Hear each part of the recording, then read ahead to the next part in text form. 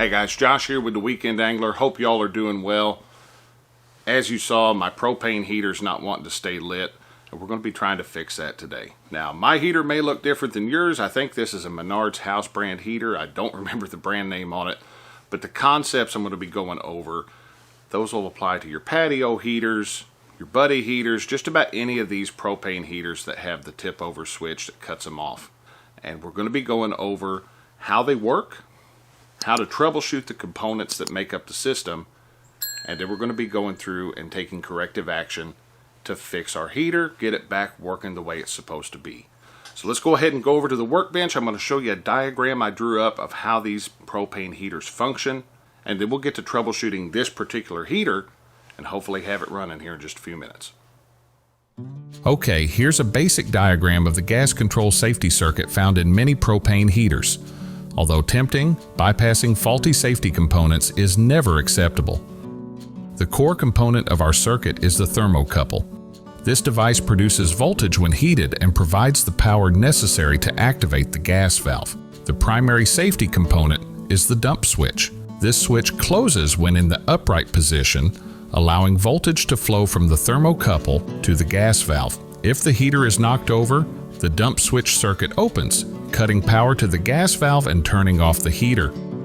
The gas valve is a simple plunger-style valve that allows liquid propane gas to flow from the tank to the heater.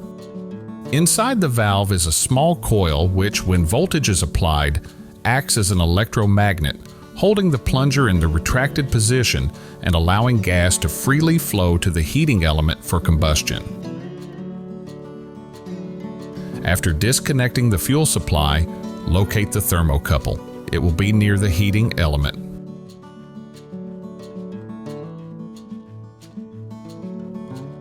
Remove the screws which secure the thermocouple to the heater.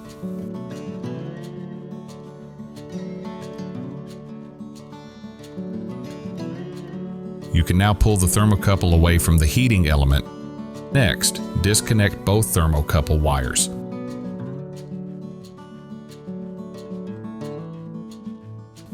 Thermocouple testing requires a multimeter and a heat source. A lighter or butane torch works well.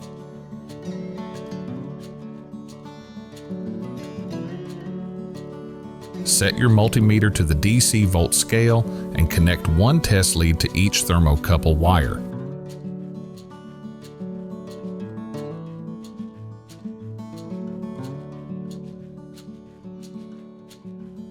Heat the thermocouple and observe the voltage reading on your meter. A functioning thermocouple produces around 25 to 40 millivolts.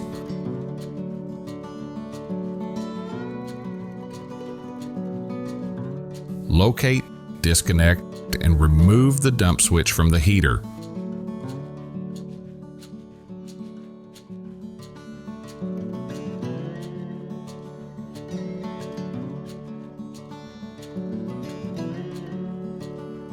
Set your multimeter to resistance or continuity mode. The meter will read OL on open circuits and 0 ohms on closed circuits. Connect one test probe to each terminal of the dump switch. A functioning dump switch should read as open when turned sideways and should read as closed when held in the correct vertical position. This particular switch is reading open in all positions, indicating a faulty component that must be replaced. Locate and remove the electric valve component from the valve body.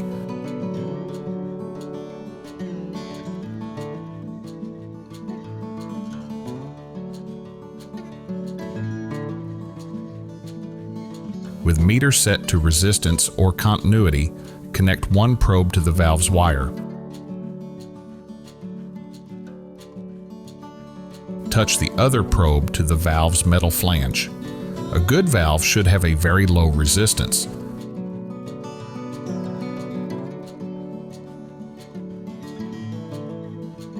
Attach valve connector to one terminal of the new working dump switch.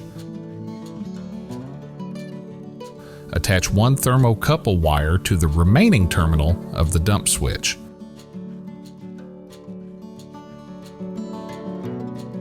Attach the other thermocouple wire to the metal flange of the gas valve. With the dump switch in the vertical position, heat the thermocouple to activate and test the circuit.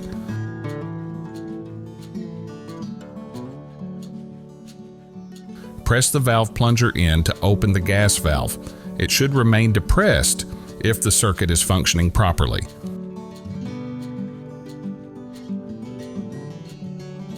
With all components now tested and properly working, you can now reinstall and reconnect the thermocouple, dump switch, and gas valve.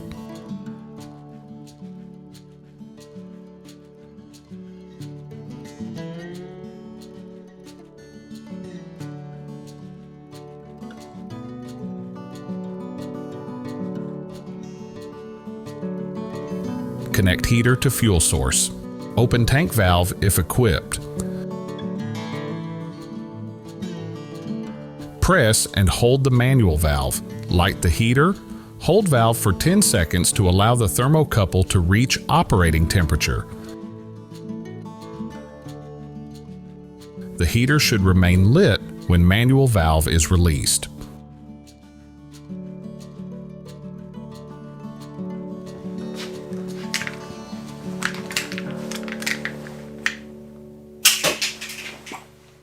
Alright folks, well our $100 propane heater is back up and functioning just like it should, and all it cost us was about $5 for a new tip over switch.